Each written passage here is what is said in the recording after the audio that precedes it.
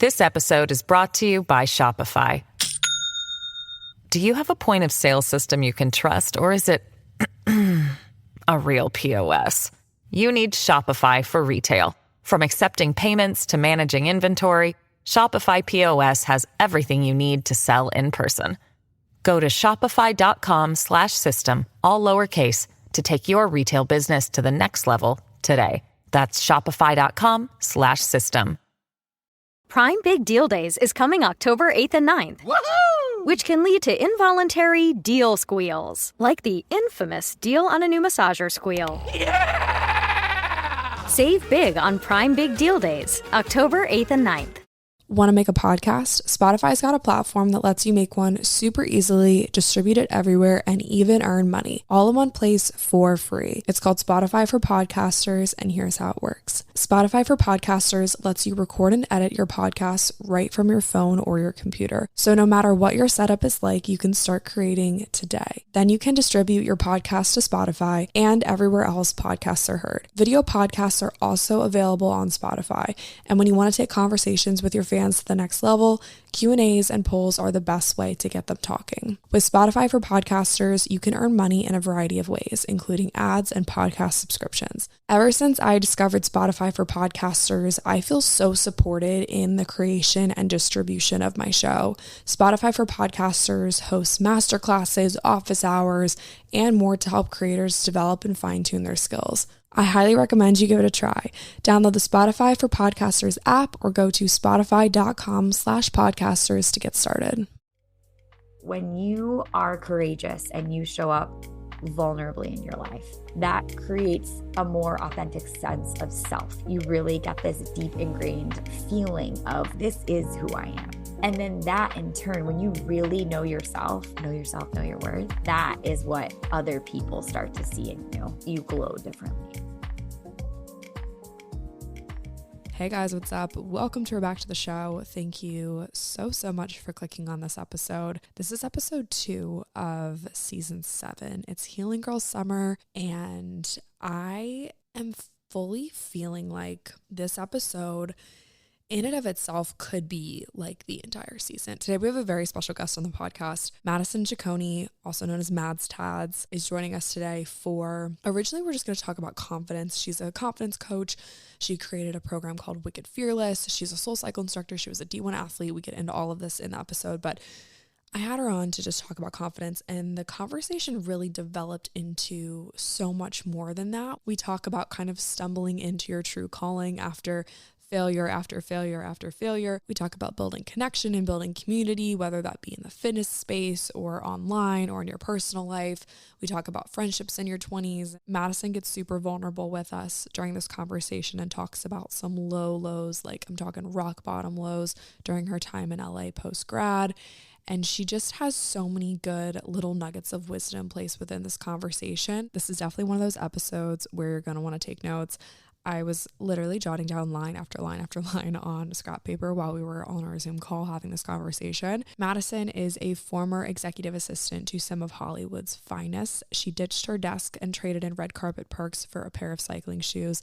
Now as a master SoulCycle instructor, podcast host, and confidence coach, her purpose is to help you create a life you crave while simultaneously demonstrating what it's like to live a joyful, loving, and above all else, fearless life. Madison Ciccone, welcome to 80/20. I'm so excited to be here. So pumped to have you here. So a lot of my listener base is post-grad, and on your show, you talk a lot about your post-grad life in LA. You worked for some of Hollywood's finest as an executive assistant, ran around in the party scene. Oh, Can you yeah. kind of dive a little bit into your post-grad life and how it kind of laid the foundation for where you are today? Oh, gosh, so good. My postgrad life was pretty wild. I've been thinking about that more lately because I really want to figure out how to share the stories in a kind of satirical, but also educational way lately. Like I've always been, lately I've been toying with like a book, or do I make like my TikTok just like telling stories instead of writing a book? But yeah, like you said, I went to school for entertainment and music business in Nashville, Tennessee, and I enrolled in our Belmont West program. I went to Belmont University. and was put out in LA. I worked or I interned with Ellen DeGeneres, and that kind of led me into the world of entertainment. And so the first thing you really can do out there with the skills that I had, or the most transferable skills, is executive assistant or personal assistant. So I ran in that world for several years, and then I transferred more to digital marketing, advertising, project management.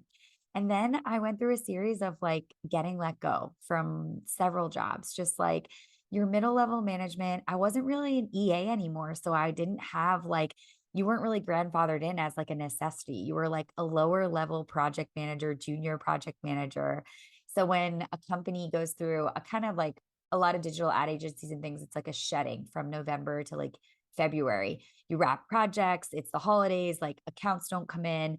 And so there's usually a let go process. And you see this a lot in a lot of different jobs out there like that. You'll see people get laid off like just before Thanksgiving. It's like, I don't know if that's a trend. I don't know if that's a thing. I don't know if that has to do with like the culture climate or what's going on, but I feel like that was my experience. And I feel like some people can probably relate to that out there. That's what really brought me back to fitness, is getting laid off a bunch of times from like all these jobs. And I was like, this is just not working.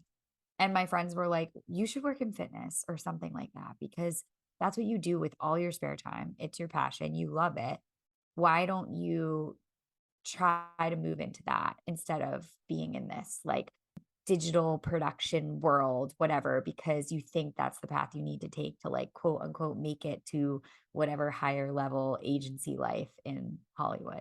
So did you know that fitness, for you yourself, did you know that fitness was a path, or was it just something that someone was kind of telling you that you should pursue? I never thought of it as a path. I definitely never wanted to be an instructor. That is something I talk about often. Like when I even first started working for SoulCycle, I was assistant studio manager. Like I was just like, oh, I'll just work I'll work behind the desk. I'll be a manager. I'll be a studio manager. And then I'll try to see if I can get to New York and be a social media manager or marketing manager. Like I truly never thought about teaching a class. And you know what's really coming up for me? And I don't think I've ever told this story before, but I was like into cycling, but I was way more into yoga. I actually got like my yoga teacher license, all that before I ever really ventured into cycling. And one time at Equinox West Hollywood, one of the yoga teachers like couldn't make it that night, but the class, like there were all these people in the class, we all had showed up, and I was like, well, I have music. Like I can just put it on and like whoever wants to stay can stay, and I'll lead us through like what I would think is a flow. And like I feel like five of my like closer, like I wouldn't say they were like my friends. They were kind of like older than me, and I used to just see them at yoga. They stayed and they were like, that was really good. Like, thanks for that. So I feel like it was more something I stumbled into and something that other people were like, hey, like maybe you should explore that. And I kind of call that the nod or the God knock of like other people can see your strength sometimes so much better than you can. It's why like when you do exercises or whatever, you're like, hey, can you describe me in 5 words? Because sometimes it's awkward to try to like, it's the same when you're like trying to write your own bio. It's not even like advocating for yourself. I'm not really sure. It's just hard to do it from the first person other than, and like your lens versus someone you love looking at you and being like, I know you because of XYZ. I know that these are your qualities. I know this is the best thing about you. I know that this is what you'd be great at. I totally agree. I think oftentimes we're so hard on ourselves. Yeah. And so it's so difficult to describe yourself. And like you said, writing a bio. I'm currently redoing my website, and I was pounding. Oh my gosh. It's a nightmare. It's the worst. And I've been putting it off because I'm like, this isn't something that I want to do. I don't know who I am. I change who I am like every other day. So like, how am I supposed to write a bio? And I think too, like when you start, I was sitting on my couch yesterday, and my sister and I live together. She's my roommate too. And I said to her, how would you describe me in this section? And she read it. She's like, oh, well, that's easy. And I'm like, well, I've been working for an hour on this. So you're so right. The knock, just the voices of the people around you that know you best, I think are so helpful. Another question for you is kind of going back to how you said you kept getting laid off. Yeah. How many times do you think, could you count on one hand, or would it take more to count the number of times that you kept getting laid off? I think it was 2. It's so interesting. Your body like always viscerally knows like your spidey senses go off and you get this, like the sickest feeling you can possibly imagine in your stomach. It's like this knot in your sternum, like right above your stomach, like 4 inches above your belly button. And because it's like, oh, so-and-so wants to see you in their office. And like you're walking and you're like, but like HR is in there too. And you're like, fuck, I'm totally getting like, this is about to happen. And it's so hard to like save face. And a lot of, in my cases, like in the first case, it was more to do with like, oh, like we just don't have the budget. They're like, we could keep you on part-time, blah, blah, blah. And I was like, no, I'm not doing that. I'm not going to come in 2 days a week. And like, no, like I can't do that. Like we live in LA. Come on. So I was like, okay, that's fine. The second time it was more like I was brought in for a role and then they like tried to give my role 100 other jobs. I was running payroll and doing finance and like doing POs and doing all this shit that I like was like, this is not what I got hired for. Like I'm a high level executive assistant, like chief of staff. Like I know how to run people's lives and homes and like literally someone's life to a T. Like this is so not what you hired me for. And this, I feel like happens a lot in lower level, entry level jobs is companies hire you for one thing and then they like pile onto you because they don't want to hire another person and pay another person like 50, 60, 70, whatever it is, grand a year. Let's just make her try to like do it all. And because you're so new, you don't realize, like you just don't know. My dad always says it's impossible to know what you don't know until you live it. And when you're young, you just don't know. It literally takes walking through it literally to figure it out. Like I can have this outlook now looking back, but I had no idea at the time, like what I was doing. It's always like you're doggy paddling and you're just trying to keep your nose above the water. So when you were getting let go, how did that impact your relationship with yourself, your confidence level? You talk about fear a lot. Did it bring up fear for you? You know, I think there's a difference between fear and like, I don't want to say it was like shame because shame's a lot darker and like when I think of it, it's murkier and muddier and like has more of like a substance to it. I think it's just like you feel like you're a failure. And it's not like you feel like your self-worth, but there's a different feeling for it. It's just kind of like the levee breaks. Like I've alluded to this before, but I remember the second time I was let go, I went out to my car and this was in a season where I was like really done with LA. Like I was just like, I just don't understand what the fuck I'm doing here anymore. Like I've done it all. I've thrown everything at the wall. Like, you know, I've thrown the book at it and it's just like not working. And I remember crying in my car and you have like, just like the guttural, like ugliest, loudest cry ever. But then I oftentimes find when you're in those moments, you know, you call your lifelines. And, you know, I was reminded, Madds, like you have so many transferable skills. It's not like you're going to lose your apartment. You're not going to you're not going to lose your car. You're not going to you're going to have a place to live. You'll figure it out. You've worked a million different side jobs. If you have to go get a bartending job, if you have to go this, if you have to do that, like you can do that. They're like, you know, you call your biggest confidants and mentors and they talk you off that ledge and you got to call upon your, like I said, close friends, confidants to bring you back from that edge because you are just having a moment where like, you're allowed to feel like total shit. That is not a normal experience. Or maybe when you're that young, it's not a normal experience. It's not like that happens to you all the time. And you're just like, oh, whatever, like bounce back. Like it is really like somebody pulled the rug out from under you. Or I think of like, I don't know. I used to do theater. There's always like the trap doors, or right now I keep seeing like the Eras tour on like all the different social media and like Taylor Swift jumping down that thing. Like that is literally what it feels like when you go in and you're like, oh, and you walk out and you're like, I don't have a job right now. And the crazier part was I worked at one of the agencies I worked with was like super locked up. When I was walking back from the HR office, like my desk was locked down.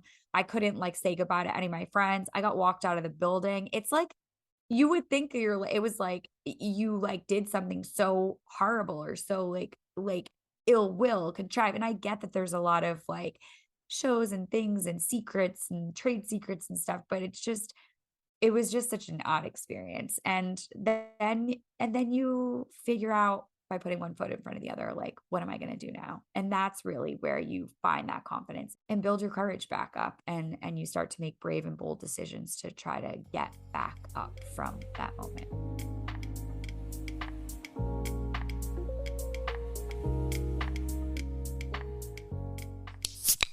So that was me cracking open an Olipop to celebrate the launch of A, the new season, and B, to introduce them as a new 80/20 partner. You guys know how important ingredients are to me. And growing up, I was never a big soda drinker because I didn't really like the way that the ingredients made me feel. But Olipop is a new kind of soda focused on improving gut health while also bringing you a beverage that is healthy and delicious. Olipop uses functional ingredients that combine the benefits of prebiotics, plant fiber, and botanicals to support your microbiome and benefit digestive health. I would have to say my favorite flavor is probably a toss-up between strawberry vanilla and orange squeeze. It's really just the perfect beverage to grab and go sit up by the pool, on the beach. But probably my favorite way to drink Olipop is I like to pour it into a wine glass and enjoy it while I'm cooking with my friends or Lexi, my roommate/sister. Olipop is so convinced that you'll love their sodas. They have a 100% money back guarantee with orders placed through their website. You can visit drinkolipop.com/8020 and use code 8020 for 20% off non-subscription orders. Again, that's drinkolipop.com/8020. Use code 8020 for 20% off. Olipop can also be found in over 22,000 stores across the country, including Walmart, Kroger, Whole Foods, and Sprouts. Cheers. You guys already know, it is Healing Girl Summer. And I would have to say that one of the most influential and healing parts of my wellness journey was by far my time at the Institute of Integrative Nutrition. I enrolled in 2020. I was taking a little bit of time off college, and it was really just a time in my life where I had so many questions about my body. I originally enrolled because I wanted to know more about nutrition and what food could do for my body, but I graduated with so much more. The program is the broadest and most comprehensive curriculum out there, covering 7 different categories: physical health, nutrition, mental and emotional health, primary food, spirituality, coaching, and business. And to me, my time at IAN was way more than just a certification. I used the tools I learned in the health coaching training program in my daily life, like how to go into everything with a beginner's mindset, active listening skills, and how to put primary foods first. If you know, you know. It's almost like I could embrace coaching as a lifestyle, not just as a job. Graduating from IIN was one of the driving forces behind this podcast. I originally started to talk about food, to talk about health coaching, and it has transformed into so much more. With teachers like Gabby Bernstein, Will Cole, and Melissa Wood, you will learn from the best of the best. The next class starts on July 17th, so don't wait. Grab your spot now. You can use the link in the show notes to try a free sample class, and if you mention my name, Lily Rako, during registration, you will get a very generous enrollment discount. The enrollment team rocks, and they are standing by to answer any and all of your questions, so be sure to click that link in the show notes. I cannot wait to watch you unlock your potential and live a life you love with IIN's health coaching training program.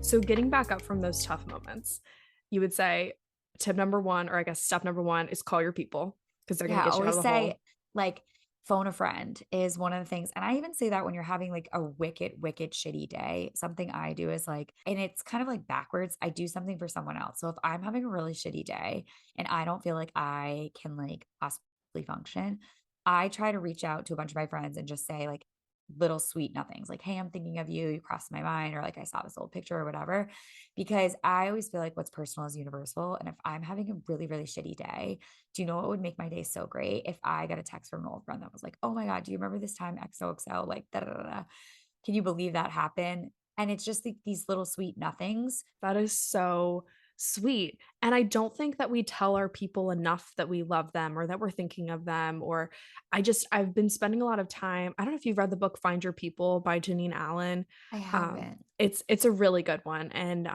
it's one that I recommend to anyone in a new city or in a new job. And it's just all about building community. It's just so critical to chat with the people that you love and that are there to support you, because you can't expect to get the same in return if you're not the one to reach out. And I think too, oftentimes we think that it has to be, obviously friendship should be, what's the word for it? Reciprocal. Yes, it should be reciprocal. But I think too, like, you just gotta, show people love and give people love, even if they're not necessarily doing it back, because maybe they don't have the capacity to. Yeah. I think that reciprocity is definitely really important when it comes to fostering relationships and like having those close friendships.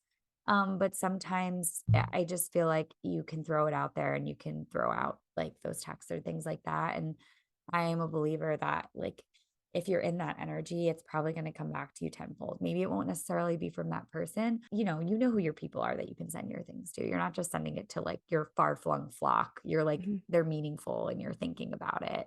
So, kind of speaking of friendships and community building, you have done an incredible job building your fitness community there in Boston and online. Can you speak to a little bit how you built that community, how you foster your community, and how you engage with your community? I don't know. I just moved to Boston when I got placed here for SoulCycle and I really just dove in, whether it was teaching my own classes or getting out in the community and taking other classes, raising my hand, just saying like, I want to speak at that event. I want to do this. I want to do that panel. I'll do this. Like I was very much a yes, yes, yes, yes, yes girl, which I have to say, like at that age, it was okay. Do I think sometimes it can lead to burnout? Yes, but when you're young and you're like really eager and you just want it so bad, it can be a really delicate ballet dance to kind of dance on. I always think of walking on a beam in gymnastics and like you dip one foot and you dip another foot over. I just really hit the ground running. I used my Instagram primarily as a place to connect with riders beyond the bike at SoulCycle and really used that to be a way and like a portal for how I could be in constant communication with people. Whether it's sharing music or stories or just sharing my stories and just making people feel seen, heard, and appreciated, because I think that is kind of definitely one of the bedrocks to creating community. And then I really just used my platform to share stories, and stories were really big for me. I was like, I'm like always on my phone talking to my quote unquote self, but really talking to my people. And I think just constantly showing up and doing things messy and taking messy action really just created a level of trust within my community where one of my favorite things that I'm really like marinating in right now is the quickest way to ruin connection is perfection. So to reverse engineer that, I feel like because I was courageous and just showing up as how I always am, or talking about whatever, or doing whatever, or not having to be like perfect or makeup or whatever all the time, I think it really brought more of a community aspect in and it drew people in more. Yeah, and I think people really appreciate that vulnerability. That's one thing I teach a lot with Wicked Fearless and different coaching things I do is there's this trifecta, right? Where people are like, oh, I want to be confident, blah, blah, blah. But confidence is really, it's like if you were to draw a triangle, it's confidence, it's authenticity, and it's vulnerability. And it's like you can't have one without the other. And they're all together in this, they're just like points of a triangle, right? So when you are courageous and you show up vulnerably in your life, that creates a more authentic sense of self. You really get this deep ingrained like feeling of like, this is who I am because I am showing up and being vulnerable. And then that in turn, when you really know your worth in an authentic way, and it feels good in your own skin, that's when you start to reverberate, you vibrate differently, and you feel more confident. And that is what other people start to see in you is like that confidence. You glow differently, if you will. I've never heard it explained that way before, but that's probably the most perfect way to describe confidence. This season's all about healing, and I think one Yeah. one giant piece of healing is learning that I used to talk about on my show that confidence is something that you can kind of fake it till you make it. Yeah, I got to this place that was like, well, how long am I going to fake it? Because it doesn't feel like I'm making it. And so Yeah. describing it as authenticity and vulnerability, accepting yourself as you are authentically, not trying to change things, not trying to, adapt and overcome these things, that is confidence. I made that up when I was starting when when we got shut down and I created Wicked Fearless because I was like, why? People ask me all the time, like, how are you so like, I think when I go to different masterminds and things like that, one thing, when we were talking about people see your superpowers more than you can see them. And one mastermind that I was in last year, we were sitting around in Scottsdale and people were like, you're so authentic. Like you just are who you are. And like, that's it. And I do think there's a level of that came with a lot of the crazy shit I've been through. Like I often say, call it like the fuck it switch. And I feel like that got kind of like turned on for me at some point because like what you alluded to, like I ran a really crazy life in LA and I have like a lot of like darkness and flashbacks and like really scary stuff. And I think that I wouldn't be who I am today without that chapter of my life, even though sometimes it makes me like so annoyed. Like, gosh, you could be so much further along right now if you just like weren't such like an idiot then. But again, you didn't know better. And also, I don't think I could show up and coach and teach and bring people in and make people feel seen, heard, and appreciated and create that like, oh my God, she gets me effect, having not gone through the trials and tribulations that I did then. Because when I show up now, there's no skeletons in my closet. Like no one can say like, oh, you did this or you did that. And they're like, she's this way. I'm like, I know I did that. Like I was a horrible fucking person. But what I've done since then, you know, like I'm not who I was 10 years ago. This is who I am now. And I think that transformation and going on that journey with yourself, that's really powerful. And I think that's what really, really fosters just a different level of confidence when you show up. So there may be many answers to this question or many moments that come back to you, but when do you think the fuck it switch really flipped on for you? Like it's a couple different occurrences. So I got a really gnarly DUI in California and I went to jail for a whole weekend, which is pretty insane. I think that like broke something like, you know, you hit this wall or like this, I call it like a rock bottom. One of my good friends, Coach Dar, calls it like a catalyst for change.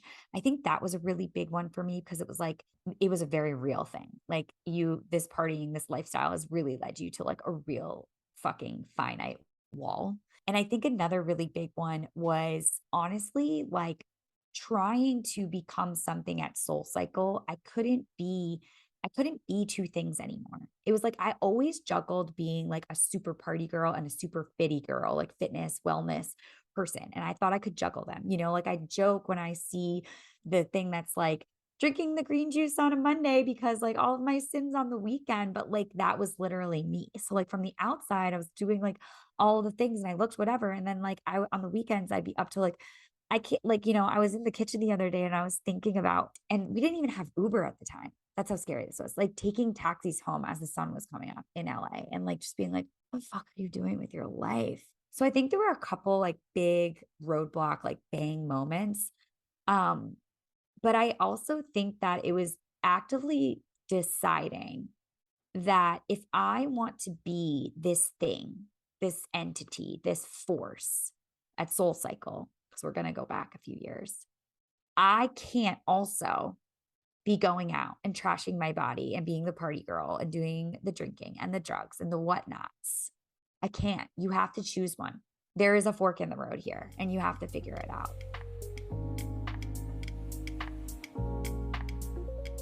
My morning routine is probably the most important part of my day. I roll out of bed, I typically make my bed, and then I make a cup of coffee, and then I read a book, and I do some journaling. And the most important habit in my morning routine is taking AG1. AG1 is the daily foundational nutrition supplement that supports whole body health. Originally, I started taking AG1 because I was looking for a simple way to take supplements. It was always such a hassle to take like a big handful of vitamins every morning, and it always made my stomach feel kind of funky. I don't know if you guys have ever noticed this, but taking like a bunch of supplements, my stomach always got like churned up in a weird way. But since taking my AG1, it essentially replaces multivitamins, probiotics, and more with an all-in-one drinkable habit. In just one scoop, you're absorbing over 75 vitamins, minerals, and whole food sourced ingredients of the highest quality that give major benefits like gut support, mood support, and even healthier looking hair, skin, and nails. It's one of those habits that I just can't wait to tell my friends and family about, and that's why I talk about it so much on the podcast. I had a friend over the other day and I was drinking AG1 and he was like, oh, I've been hearing about that. I really want to try it. So I gave him some of the travel packs to take home and try. He loves it. I got my sisters taking it. I got my mom taking it. And we can all agree that with AG1, taking care of our bodies each day is really that simple. If you want to take ownership over your health, try AG1 and get a free 1-year supply of vitamin D and 5 free travel packs with your first purchase. Go to drinkag1.com/8020. That's drinkag1.com/8020. Check it out.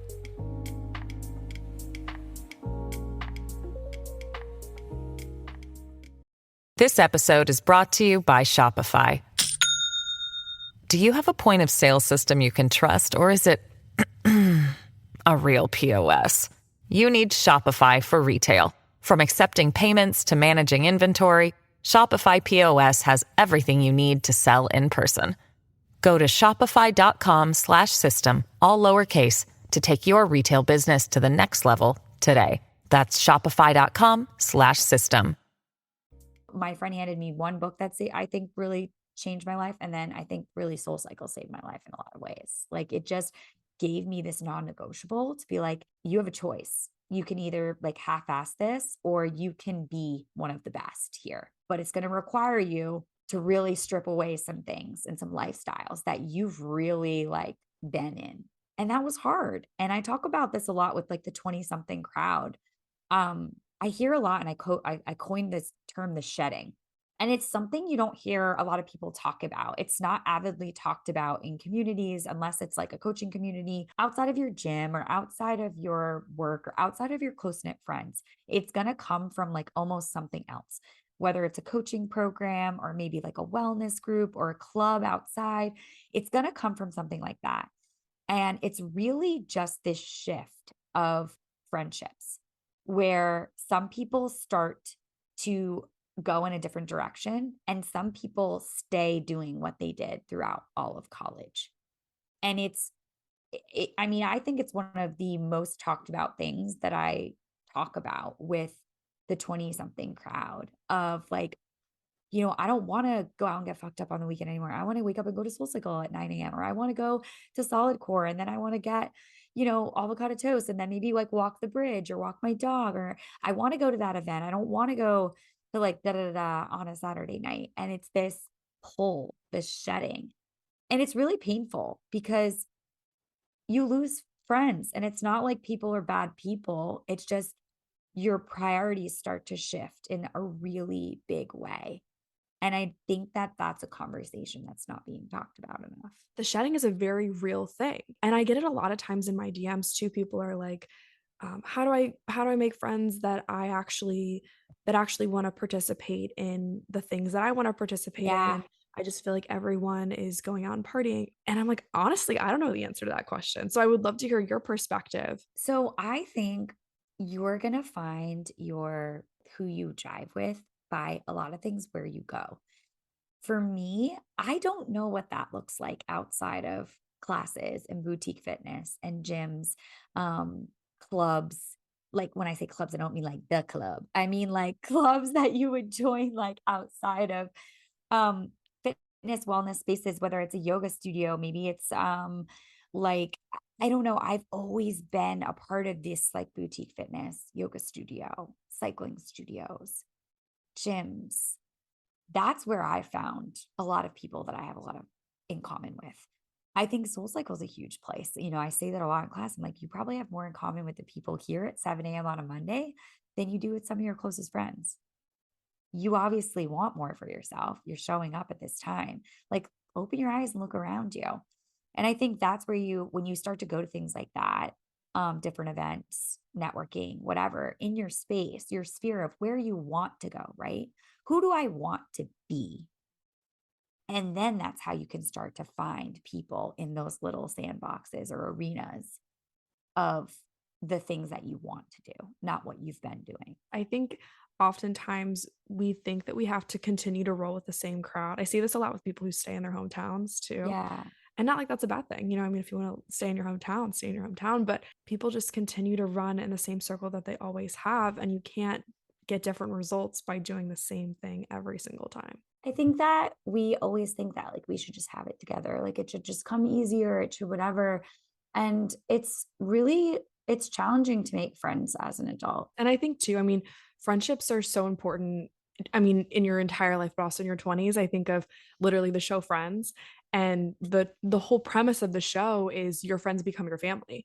And so fostering these relationships with people who are, you know, they enjoy the same things that you enjoy, whether that's going to the gym or, you know, personal growth rather than partying and hitting the clubs until 3 a.m. or, you know, earlier than that. It's so important because you truly are, you know, the 5 people that you hang around the most. It just like takes a little time to figure out. And it's okay to still want to go out and do things. Don't think I'd be who I am today if I hadn't gone out and done all the crazy shit I did. There's just no possible way. I think that's what makes me have the capacity to hold space and help people as much as I do, and not model it by what anybody else is doing. Because I think that's one of the hardest things right now is we're growing up.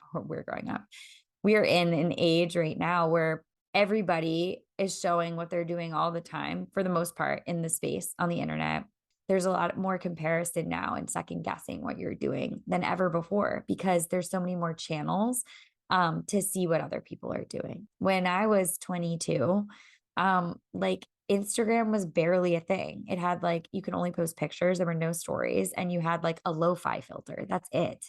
And that's how you saw. And now you're seeing like full like vlogs of like, why am I not at Coachella? Why am I not this? Why am I not that? And it's just a constant like, why am I not? Why am I not? It's like you're in this space of a constant lack thereof because you're inundated with information on what everybody else is doing. And so it's really hard to keep your eyes on your own paper and be authentic and do your own thing and like lean into who you are. I think it's harder now more than ever, honestly.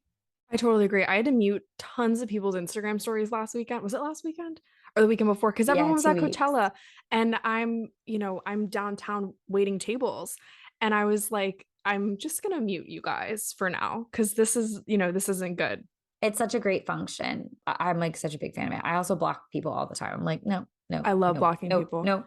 And it doesn't matter. You know, if someone's like, why did you block me? I mean, they're probably never going to ask, but like it doesn't matter. Yeah. It's all this fake little virtual world. Yeah. None of this shit matters. You have a program called Wicked Fearless. Yes. Let's dive into that a little bit. Totally. That's all things confidence, being fearless. I'll let you kind of take the lead on explaining what it is. I mean, honestly, when the world shut down, I knew that I had so much more to give than just the 45 minutes to 60 people on a bike and a podium. And I've always wanted to do more beyond the bike. And whether that was speaking on panels, stages, speaking at different colleges, like I was really doing a lot of that. So during that, I created a group coaching program, Wicked Fearless, literally based around a lot of the tools and tips and rituals and practices that I do. And a lot of the questions that I was constantly getting asked all the time, you know, like, how do I build self-confidence? What are like your 5 best habits that make you show up and feel like you have spiritual armor for the day so you can go out and handle your shit? What are like the 10 favorite books that like change your life? Like all these if then, or what if, or what do you do? Or what do you, and it's literally like a decade worth of people asking me, of like market research of what, especially women, and what they were craving. Like, how do I create this life of my own design? And that is basically what I created, is my own method and process of what it takes to create a life. I would say create the life you crave, create a life of your own design, feeling authentic and true to who you are and grounded in who you are and how you show up. And then how does that play into your confidence? And what's your story? And can you own your story? And really just deep diving into a lot of different areas, a lot of intangibles in the program. Honestly, that's, I think, one of the most challenging selling points, right? Because I'm not like a business coach. It's like, take you from 0 to 10K in a month. Like, you know, it doesn't have this, it's not a sexy sell to be like, let's deep dive into your story and like figure out like how to pull out the gunk and help you show up and feel better and more confident in yourself. Like that's not a sexy sell. And a lot of people, it's kind of a chicken before the egg problem too, when you think about it. Like some people don't even have the confidence to show up on a pre-call with me just to have a conversation like we're having over like, Zoom right now. And so how do you teach people confidence? It's like a chicken before egg. How do you get people into your confidence program who don't even have the confidence to show up and like even be like, I want in? So it really is, it's been a really crazy couple of years. I mean, it'll be, I guess it was just like 3 years in April that I launched it. So it's been going for 3 years and it's had a lot of different iterations. So I think I've launched it around 10 times.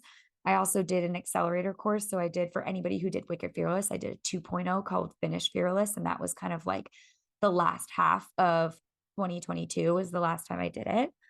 And then this year, I'm really delving into doing more one-on-one stuff. So one of the biggest barriers to entry is like either, Madds, I totally can't afford that right now, or I can't commit to that time.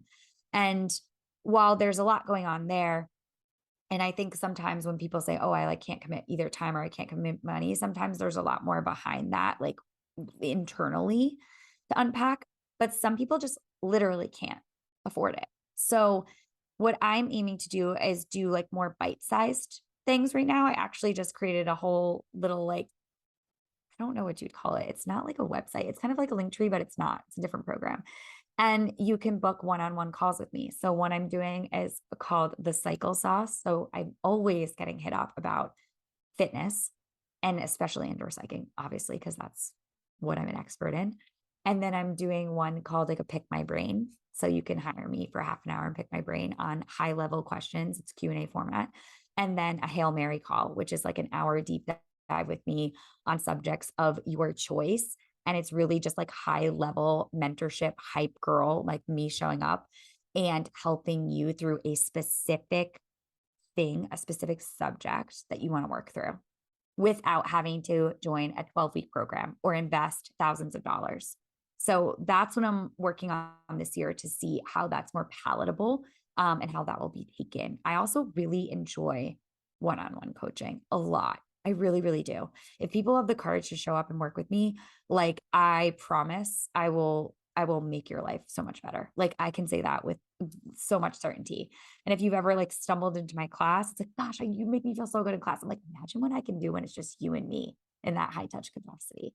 So a lot of little things going on this year, but yeah, gonna keep going with Wicked Fearless. I am getting married. So I didn't really launch anything at the beginning of this year. I just kind of am existing in my business and obviously taking calls and speaking on stages and doing things here and there, speaking at different companies, but not avidly pushing anything until after. Like I gave myself a pause to be like, for once in your damn life, Madison, since the world shut down, you do not need to be launching something right now.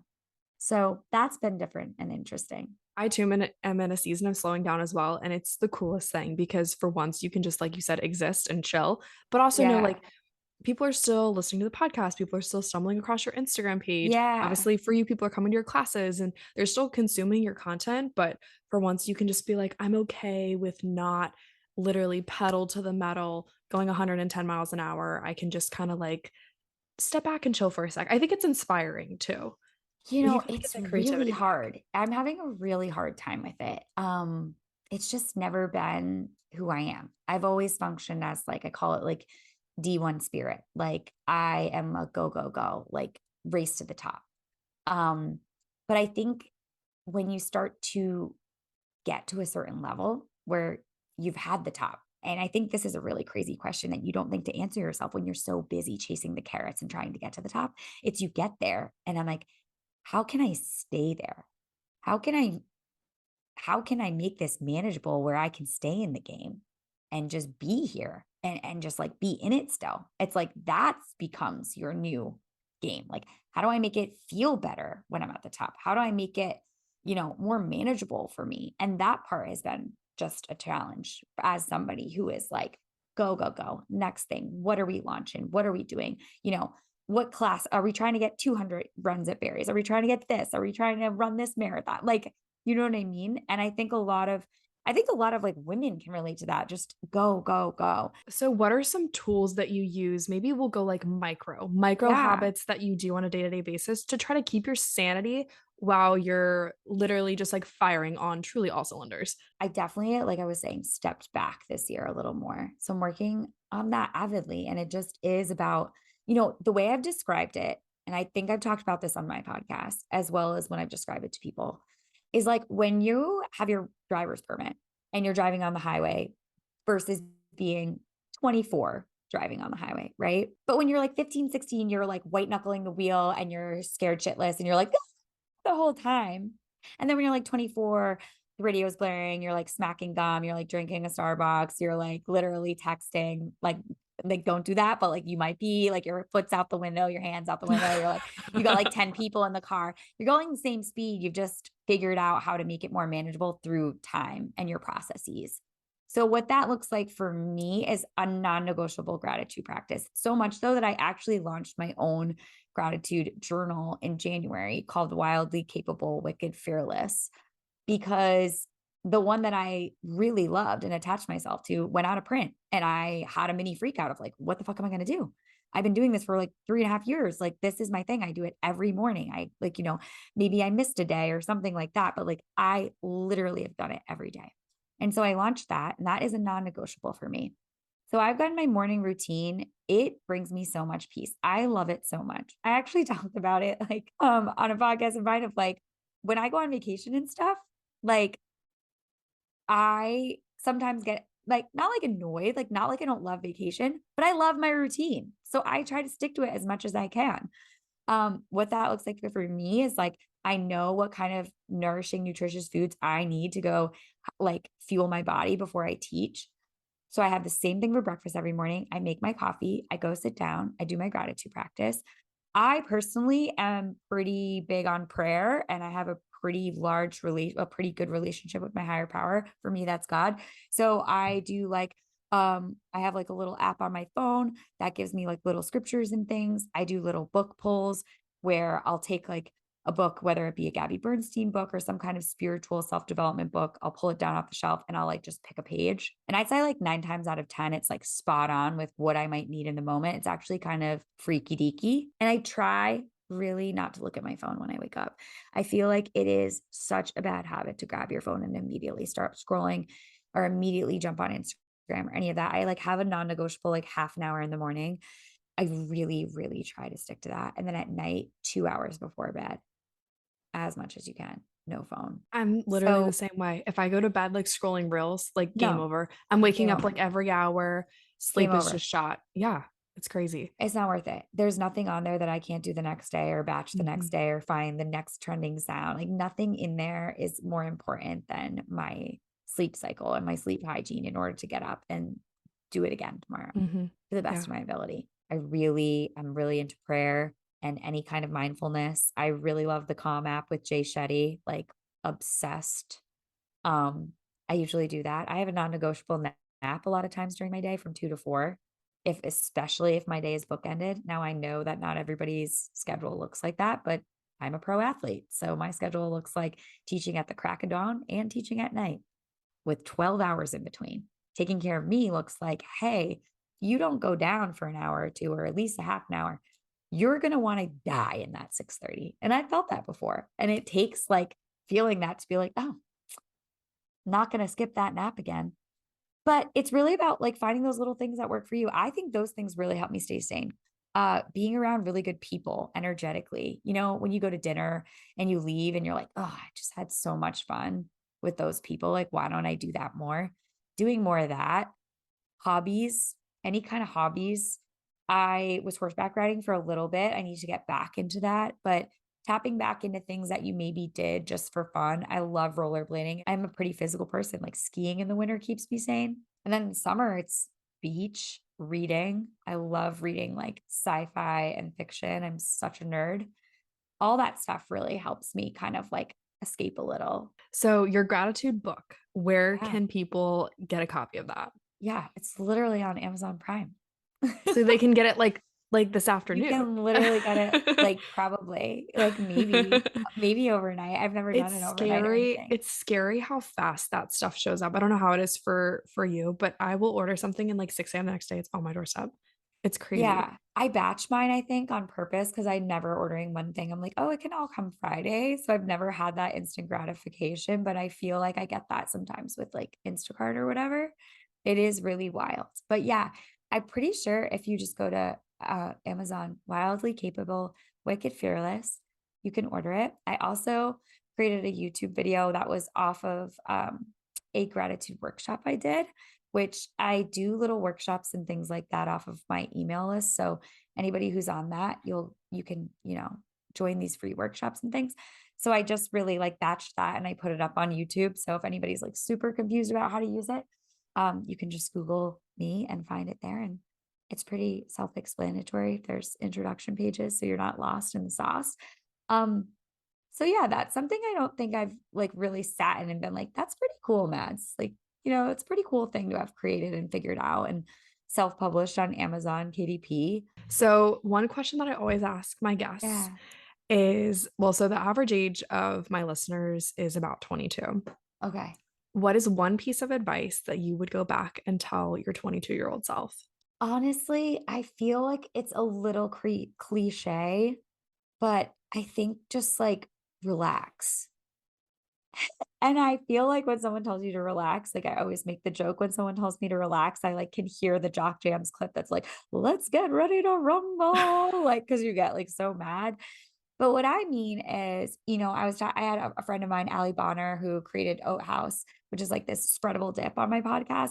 And she talked about sitting back into your bones. And I loved that. I was like, I don't think for 1 second when I was in my 20s, I like sat back in my bones and just like relaxed and enjoyed the ride because it is going to unfold for you how it will. I believe that there is divine purpose and power going on and that there are greater sources, there are greater things looking out for you in this world.